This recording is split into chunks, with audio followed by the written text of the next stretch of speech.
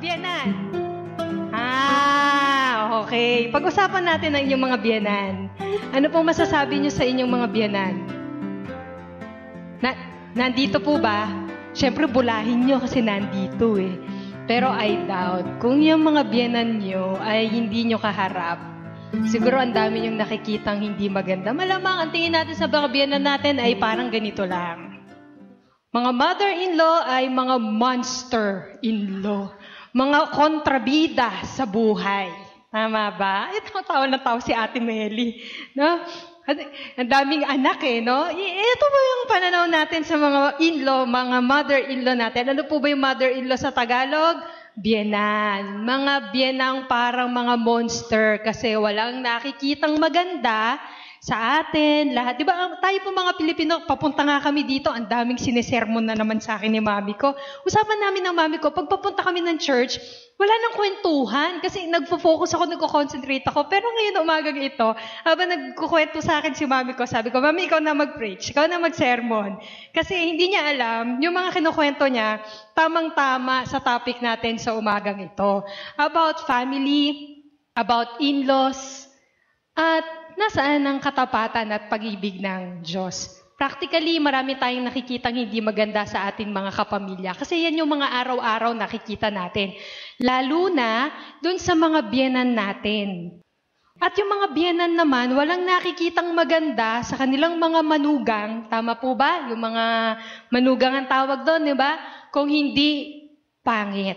Lumaki po ako na lagi sinasabi ng mami ko nung single pa yung aking mga kapatid, pagka nag-asawa yung mga kapatid mo, ayoko maranasan ng mga magiging hipag mo ang naranasan ko. Excuse me sa tatay ko, no?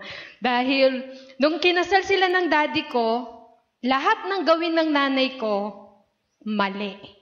Lahat ng ginagawa niya, pangit. Lahat ng luto niya, di masarap. Lahat ng paghahanap buhay niya, hindi magaling. So, yun yung kinalakihan niya nung nag-asawa siya, katakot-takot na sama ng loob ang inani niya. Pero, hindi naman nanatiling ganon.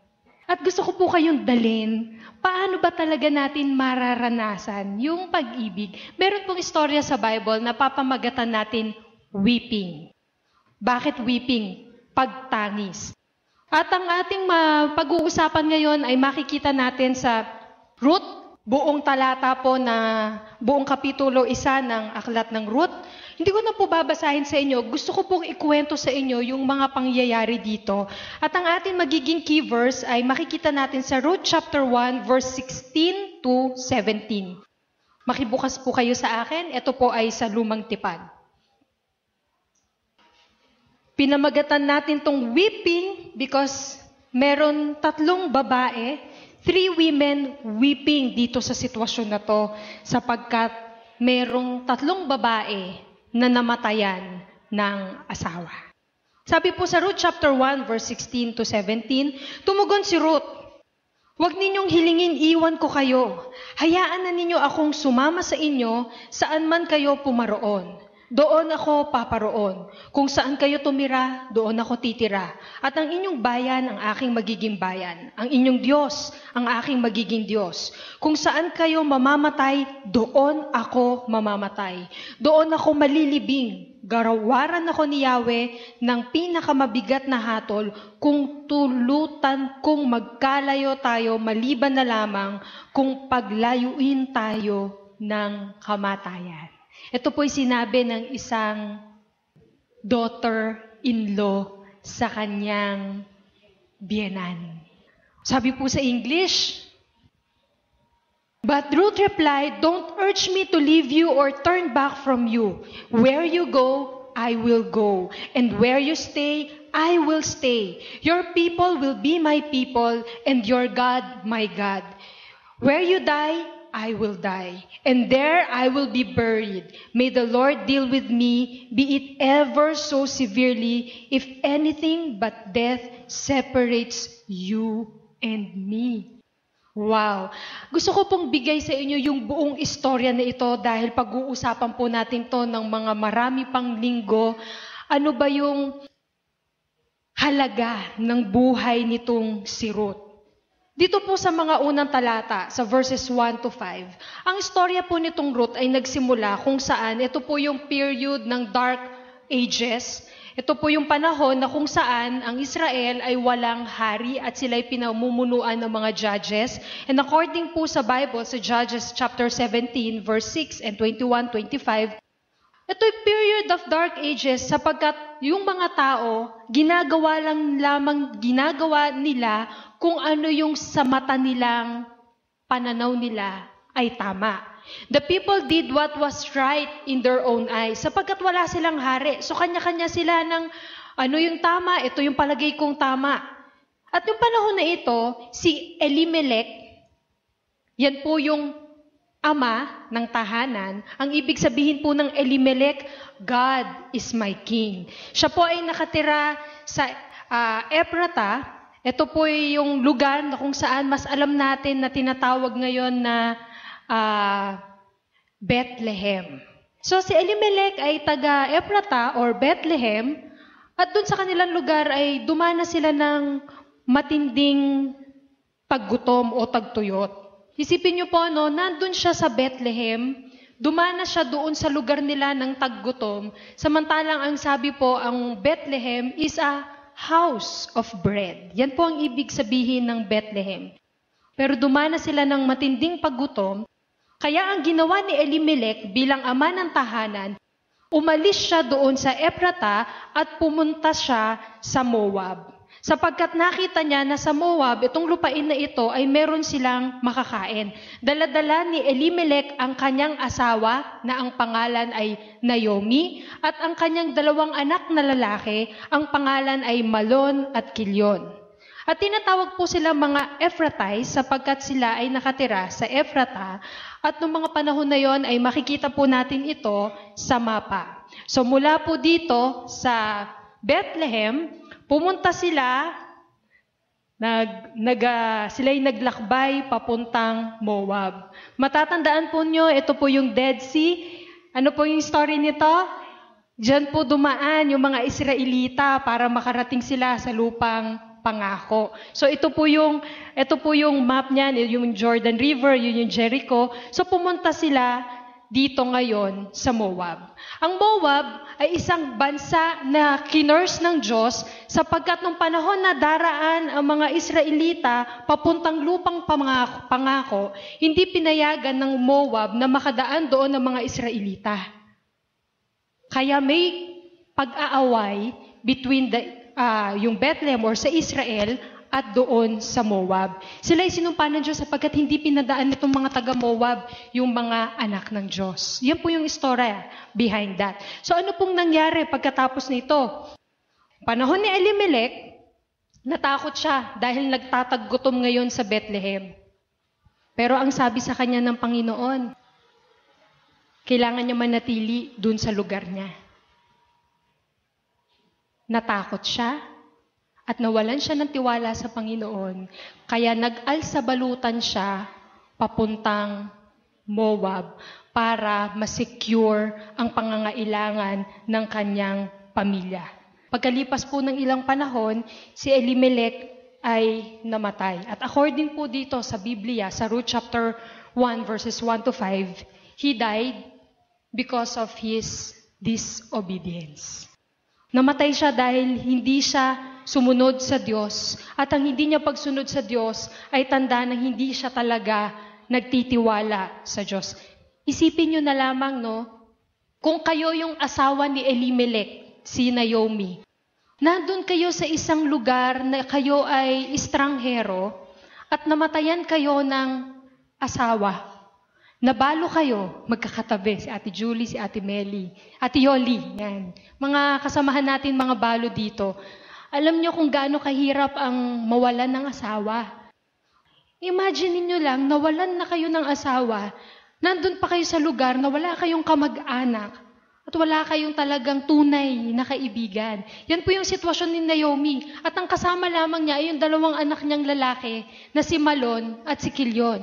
Matinding lungkot yung naranasan niya dahil wala siyang asawa. Mga anak na lang niya yung kasama niya, nagdadalamhati siya.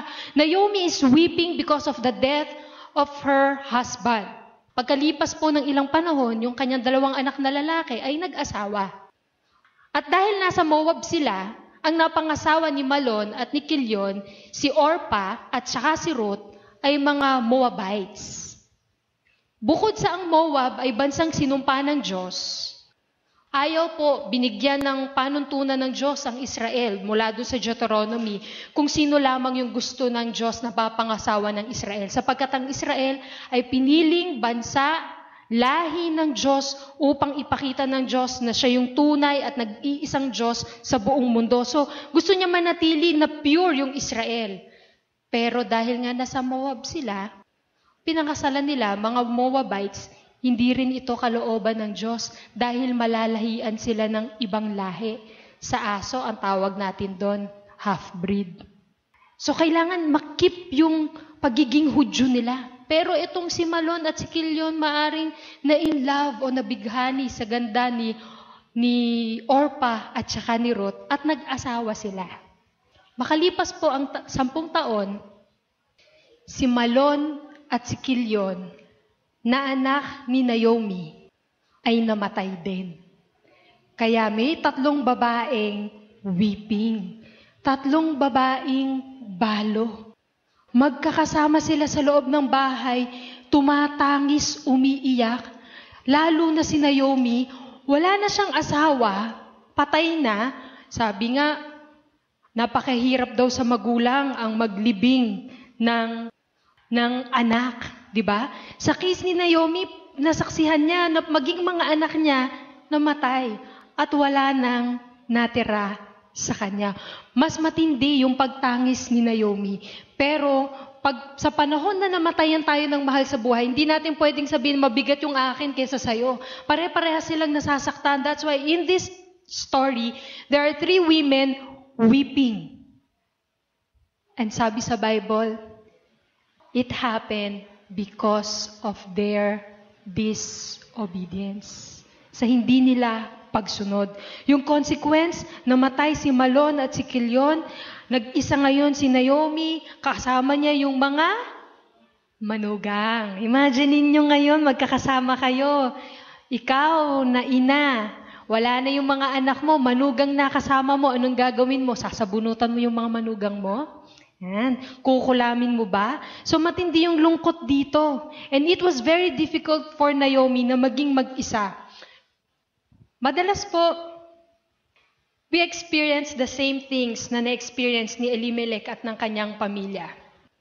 Tayong mga Pilipino, ang tingin natin sa bansang Pilipinas, mahirap at walang pag-unlad.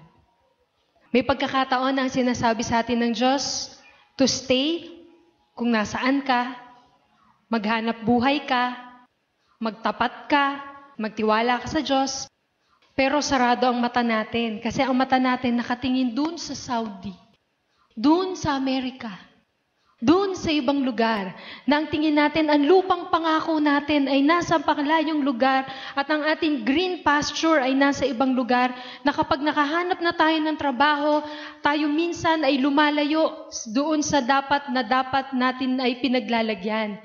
Kaya ano pong resulta? Marami pong Pilipino ang sira ang pamilya, may trabaho, pero nasira ang pamilya dahil sa pag-abroad ng asawa. Kung hindi yung asawang lalaki ang nagloko, yung asawang babae ang magloloko. At ito yung nagiging resulta ng broken marriage and broken family. At ang pananaw natin, basta may hanap buhay, yun na yung pinakamasaya sa buhay.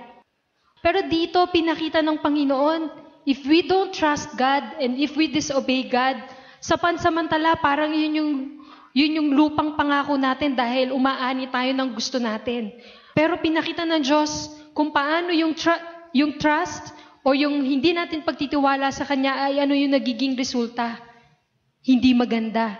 In this case, kamatayan ng 3 lalaki. Minsan nakakala po natin yung trabaho natin ay talagang pinag-pray natin sa Diyos. Pero actually, yung trabaho natin ang naglalayo sa atin sa Diyos. Tagal natin nag-pray. Pastora, pag-pray mo ako na magkatrabaho. Ang tagal ko na naghahanap ng trabaho. Hindi ka naman pumunta sa ibang bansa.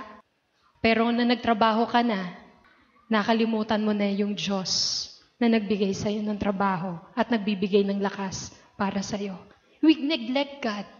Simpleng-simpleng pag-neglect natin sa Diyos, every day, we neglect yung relationship and yung communication natin sa Kanya. Every Sunday, pag free lang ako, tsaka ako mag-church. Hindi natin pinahalagahan yung araw ng linggo na to remember that this is the day na kinakailangan i-celebrate natin magkakasama ang kadakilaan ng Diyos. Hindi naman nawawala yung New Life Church Pero yung pupuntahan kong party, pupuntahan kong ganto, pagsisilbihan kong ganto, minsan lang to We don't really value yung gawain ng Panginoon. It shows we don't really value God. In this case, yung relationship, ito yung nagbigay ng kadalamhatian doon sa Ama sapagkat pinagpipilitan natin kung ano yung tingin natin tama sa ating mga mata. In the case of Naomi, Orpah, and Ruth, 3 women are weeping. So ano yung kailangan natin matutunan? We are to obey God's word. Principle number 1. Kinakailangan natin sundin ang salita ng Diyos. Ang pagsunod natin sa Diyos ay pagsunod sa Kanyang salita.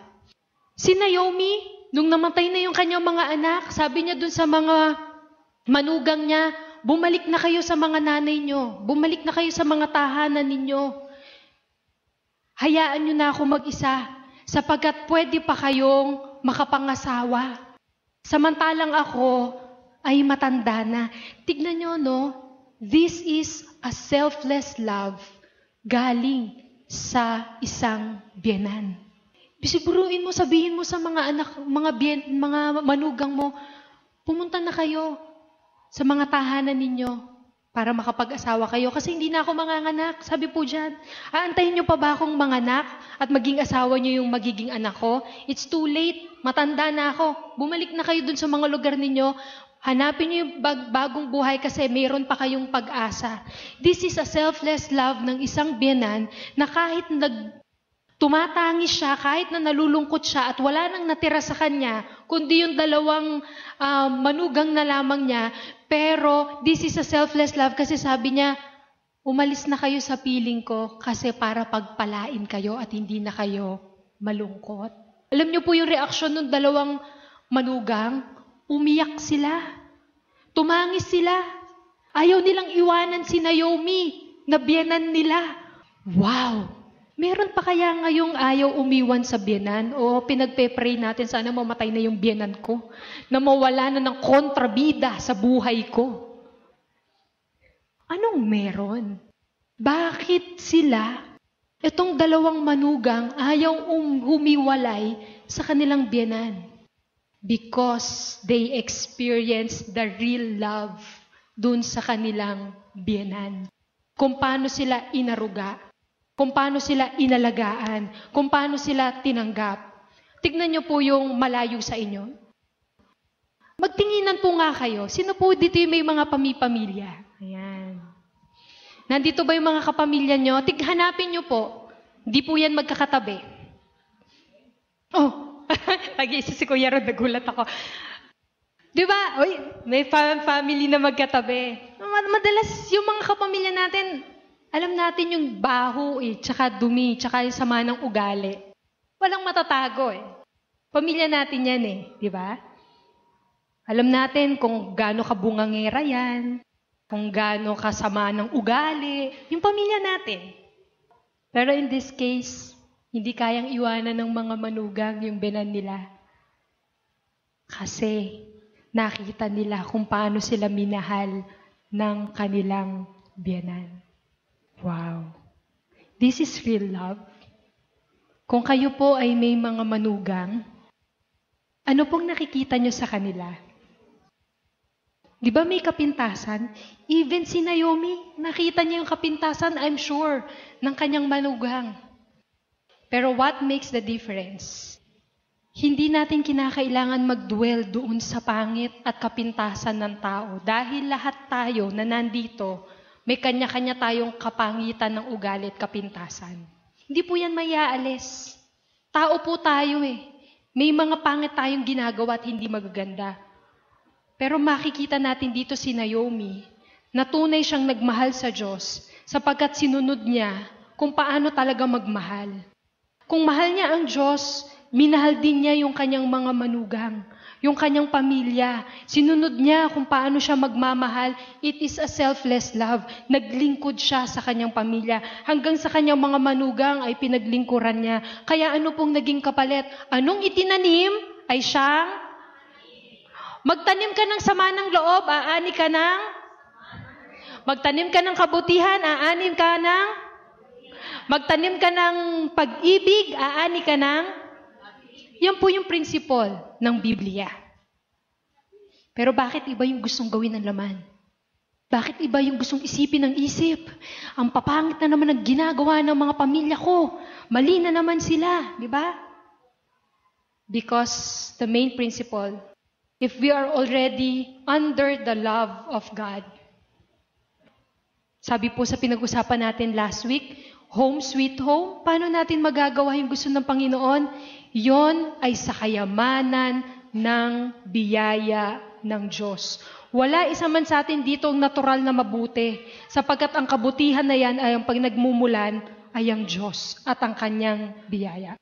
Once na nagnanais natin na maging maayos ang ating mga buhay, gaano man minsan kahirap yung pagsasakripisyo at pagsunod sa Diyos, dahil alam ng Diyos na yung ginagawa natin ay tama sa Kanya, bibigyan niya tayo ng kalakasan upang magmahal ng selfless love, magbigay, yung pumigil sa matatabil nating mga dila, no? Yung mga mata natin na ang nakikita puro pangit sa ating pamilya.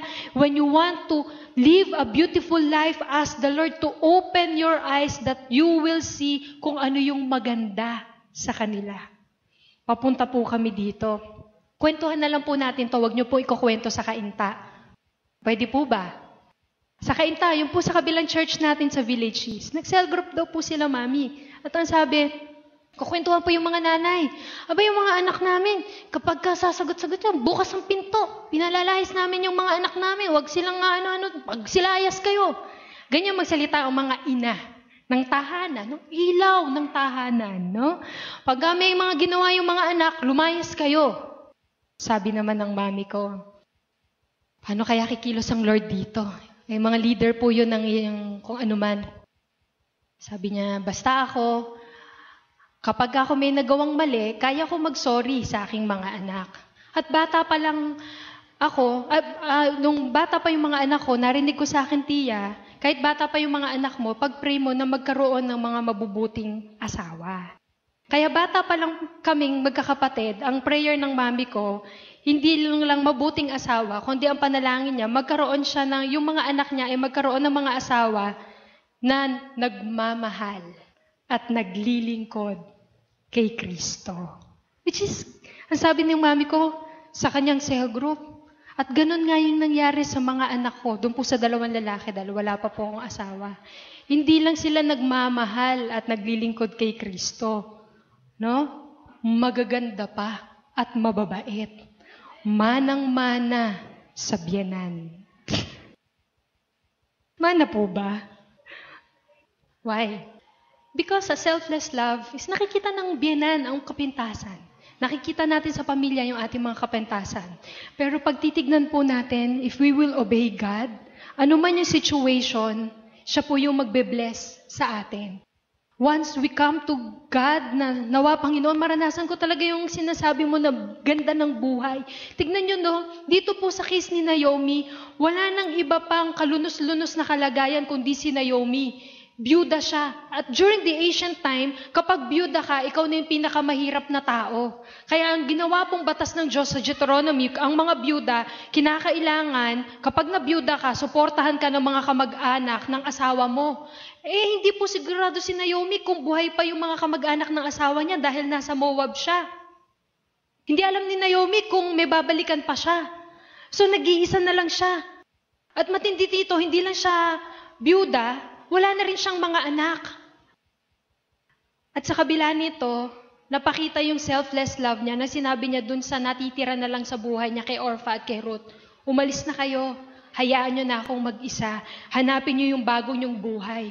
This is really amazing. Para sa isang tao, para sa isang ina na nawala ng mga anak, at para sa isang asawa na namatayan din ng asawa, hindi niya dinama yung mga tao na maging malungkot din ang buhay, kagaya niya. Like Naomi, kinakailangan i-consider din po natin yung needs ng ating kapwa at hindi lang yung sarili natin.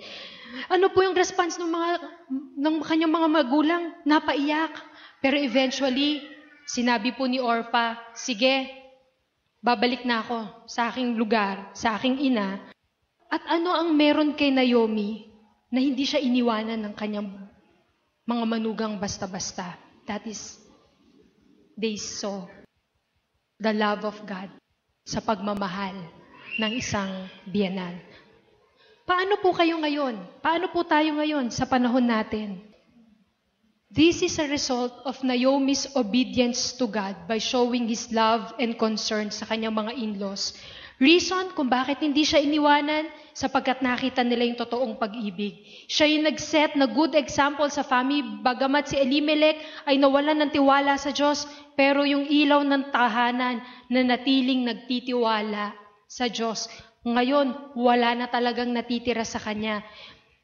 Mga kapatid, madalas po natin pinag-uusapan si Kristo at ang pananampalataya. At yung pag-ibig. 1 year, pinag-usapan po natin yung pag-ibig ng Diyos at kung paano tayo magmamahal sa ating kapwa. Nakikita po kung tunay ang ating pananampalataya sa ating mga gawa. At sa case po ni Naomi, yung pong kanyang daughter-in-law na si Ruth was converted. Principle number 2, faith of Naomi resulted to Ruth's conversion. Anong ebidensya? Sabi po dun sa verse 16 to 17, huwag niyong hilingin na iwanan ko kayo. Hayaan niyong sumama ako sa inyo, saan man kayo pumaroon, doon ako po paroon. Kung saan kayo tumira, doon ako titira. Ang inyong bayan, ang aking magiging bayan. Tandaan niyo po, si Ruth ay Moabite at si Naomi ay Ephrathite, no? Taga Bethlehem. Magkaiba sila ng bayan. Sabi ni Ruth, pupunta ako kung saan ka pupunta. Doon din ako, sasama ako sa iyo. At ang sabi niya, ang inyong Diyos, no? Ang aking magiging Diyos. Moabites doesn't believe in the same God na pinaniniwalaan nila. Hindi nga sila pumayag na dumaan ng mga Israelita sa kanilang lupain. Kaya nga sila sinumpa ng Diyos. Anong meron dito sa Moabitang si Ruth na sinabi niya, kung saan ka pupunta, sasama ako. At yung Diyos mo, yun ang aking magiging Diyos. Sapagkat nakita niya na totoo ang Diyos ni Naomi. Dahil nakita niya ito kung paano nagmahal si Naomi sa kanyang pamilya.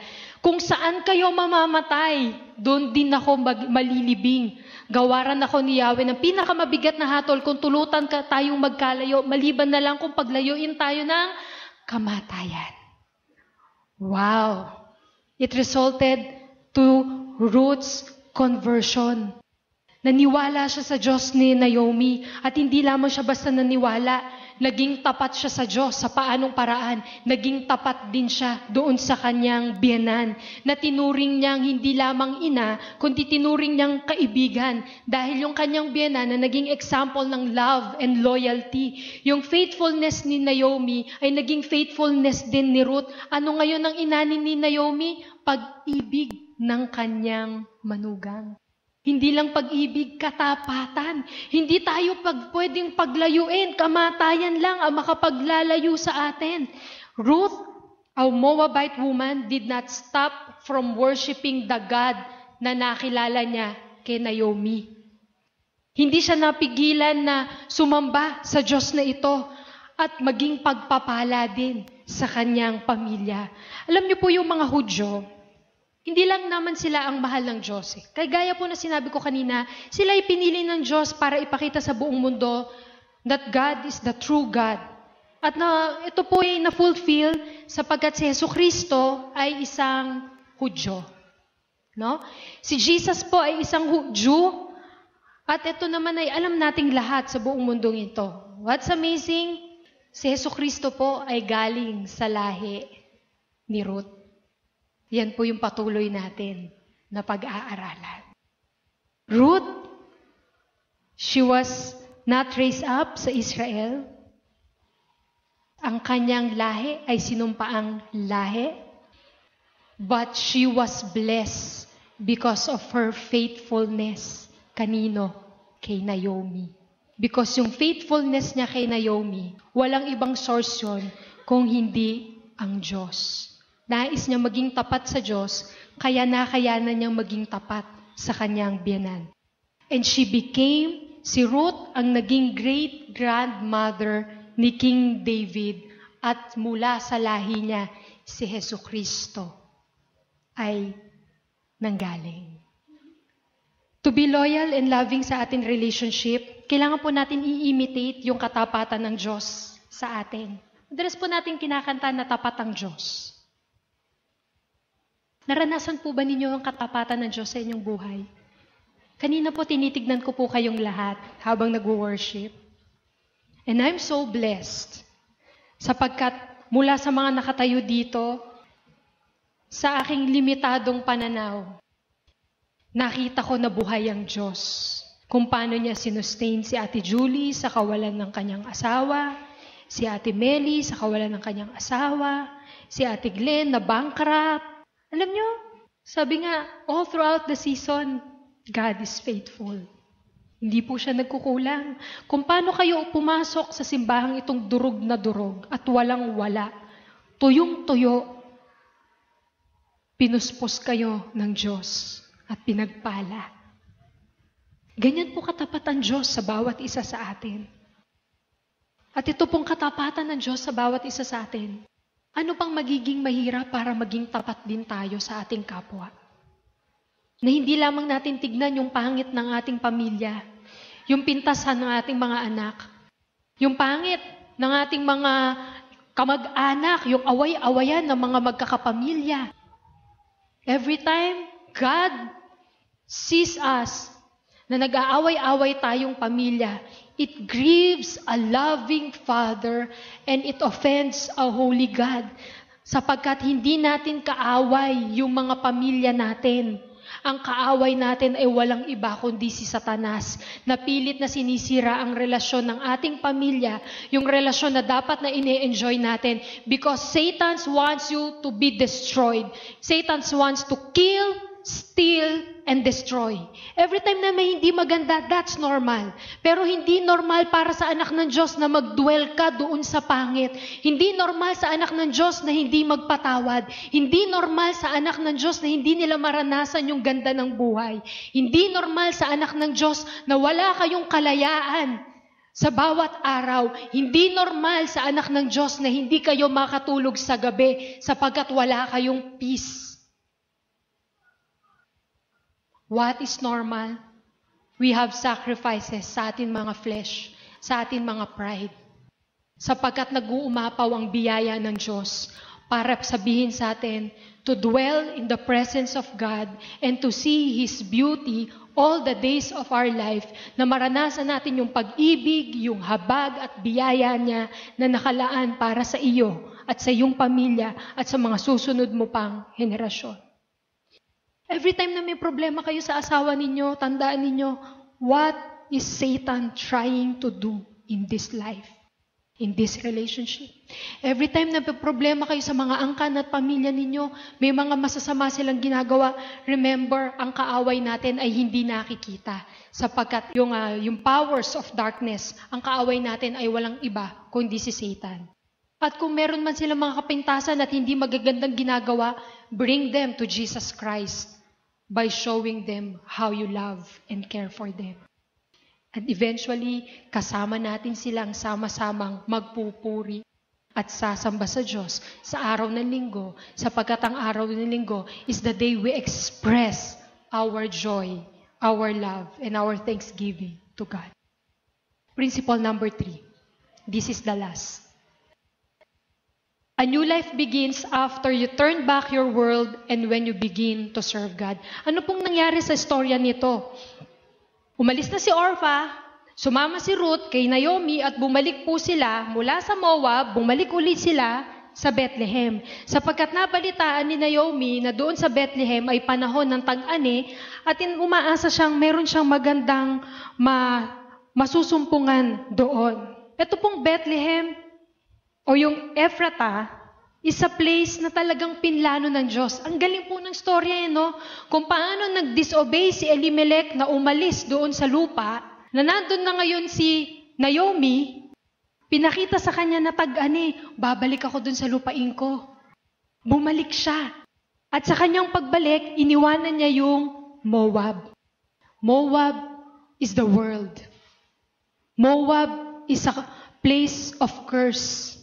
Moab is a place na kung saan pinakita ng pamilya ni Elimelech na nawalan siya ng tiwala sa Diyos. Nagkamali. Pero hindi yung pagkakamali ang tuluyang magwawala, mag-aalis ng pagpapala sa kanilang buhay at sa kanilang pamilya. Nagdesisyon si Naomi na bumalik. Parang po yung prodigal son, no? Nagdesisyon siyang bumalik. At sa kanyang pagbalik, iniwanan niya yung Moab. Nagsimula siya sa Bethlehem, which is a house of bread. At nung panahon na yon ay panahon ng tag-ani. At pagdating niya sa Bethlehem, may mga pangyayari pa tayong dapat subaybayan. Kaya po dapat hindi po kayo umabsent ng Sunday. Dahil under po tayo ng series. Anong nangyari? Assignment po ninyo, basahin nyo naman yung Ruth chapter 2. Alam nyo, mula sa Bethlehem, pinlano ng Diyos na doon si David ipapanganak. Sabi po sa 1 Samuel chapter 16 verse 1, sapagkat na-predict ni Prophet Micah that the Messiah will be born in Bethlehem. Kaya ano pong nangyari? Umalis po si Naomi, kasama si Ruth, pumunta pabalik ng Bethlehem, at pagpapakita na itong pagkilos nitong magbiyanan na ito is fulfillment kung ano yung sinabi sa Scripture. Ito yung kaganapan na sinabi, a Savior will be born. Jew in Bethlehem. Dahil iniwanan ni Naomi at sumama sa kanya si Ruth. At yung pag-ani na yon, meron na pong kasunod na love story ito. Kaya sa susunod na linggo ay ikukwento ko sa inyo. Lalo na sa mga single na naghahanap ng pag-ibig sa inyong buhay. Huwag niyong i-miss yung pagkakataon na ito. The main lesson of this story, bawat pamilya, we have a choice. It's either to disobey or obey God. It is your choice. Ano pong naging resulta ng disobedience ni Elimelech? Death. Matinding kalungkutan, no? Sa kay Naomi ang naging resulta nito. At dumating din yung pagkakataon, yung pinuntahan niyang lupain, ay nakaranas din ng taggutom, ng hunger. Pero dahil nakita ni Ruth si Naomi na tunay na mananampalataya, naniwala po si Ruth kay Naomi.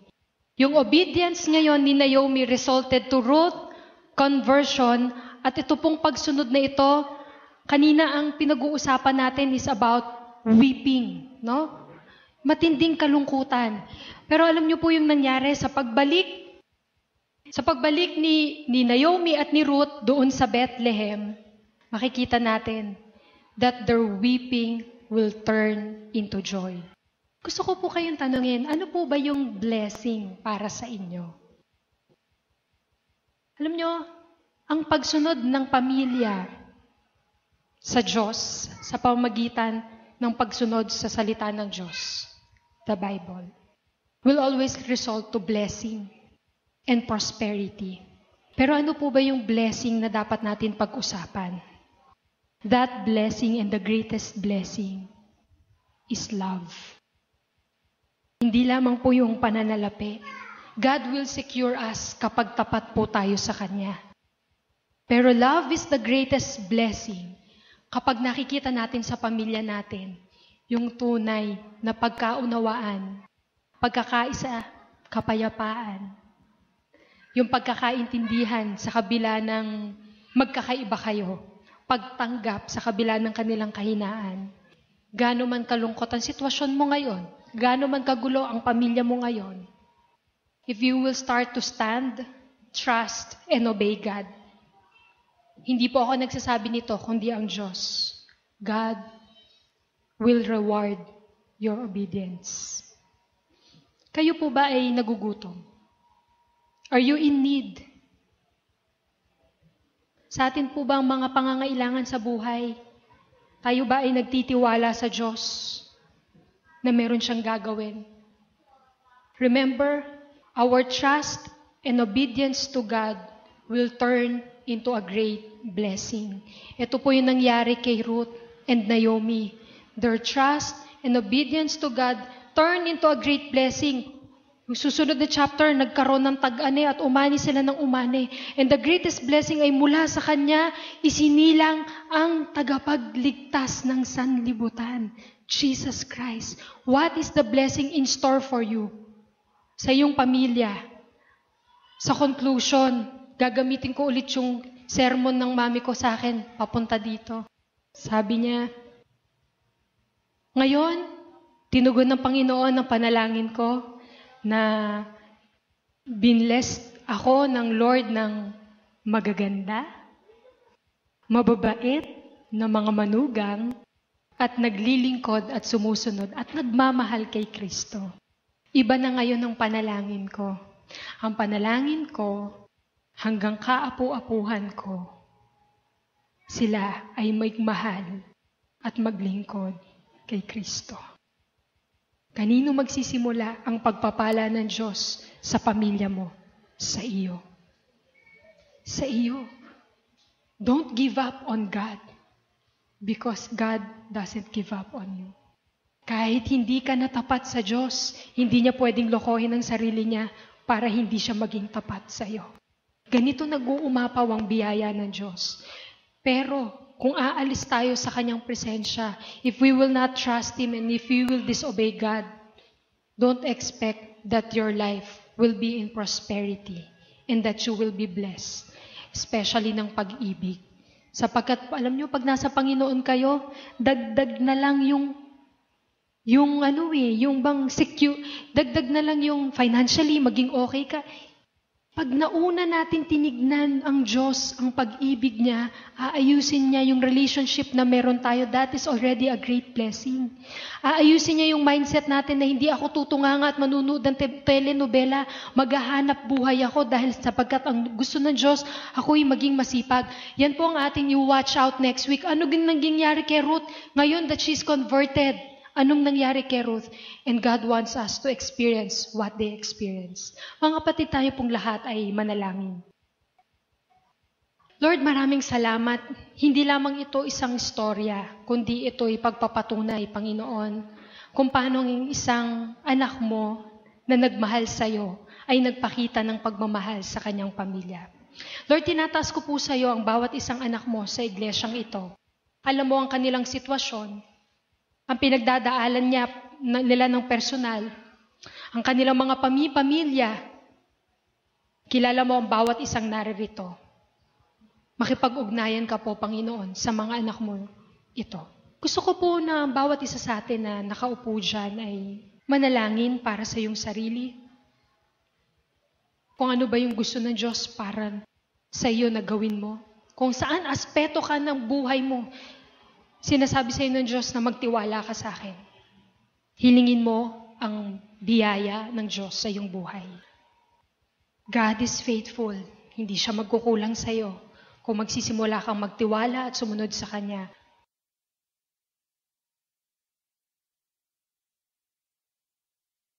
Ngayon naman ay bawat isa po sa atin ay maaari bang ipanalangin natin ang ating pamilya. Hanggang sa extended family mo, mga kamag-anak mo. Sino man yung nilalagay ng Diyos sa iyong puso sa oras na ito na naiisip mo, ipag-pray mo siya. God is the restorer of relationship. God will start to change you. Ikaw ang unang babaguhin ng Panginoon. Habang tinatransform ka ng Panginoon, kasama dito, i-restore niya yung relasyon na nasira. And God will heal your soul, will heal your family, because the family is in God's heart. Your family ay mahal ng Diyos at ayaw niya na masira ito. Pray for your family.